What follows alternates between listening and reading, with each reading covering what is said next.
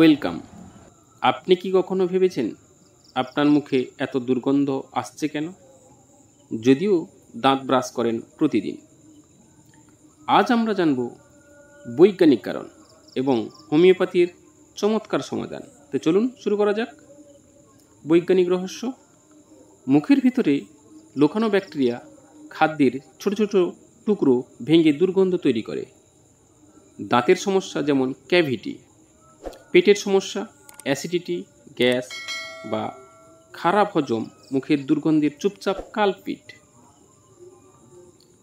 মুখ শুষ্ক বা কম লালা, মুখ শুকিয়ে গেলে দুর্গন্ধ বাড়ে। ধূমপান, মশলাদার খাবার বা কিছু মেডিসিন দুর্গন্ধ বাড়ানোর কন্ট্রিবিউটিং ফ্যাক্টর। হোমিওপ্যাথির চোখে মুখের দুর্গন্ধ শুধু লক্ষণ, কিন্তু পিছনে থাকে দেহের ভেতরের ভারসাম্যহীনতা। চিকিৎসার মূল লক্ষ্য শুধুমাত্র মুখ নয়, পুরো শরীরের ভারসাম্য ঠিক করা, যেমন নাক্স ভূমিকা, মাকসল, পালসেটিলা।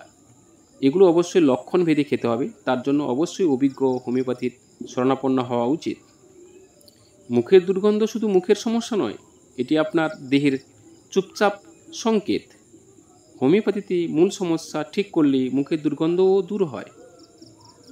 সুতরাং শুধু ব্রাশ নয়, ভিতরের স্বাস্থ্য সবচেয়ে গুরুত্বপূর্ণ।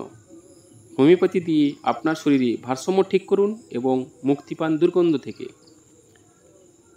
ভালো লাগলে অবশ্যই চ্যানেলটি সাবস্ক্রাইব করবেন এবং শেয়ার করতে ভুলবেন না। Thank you.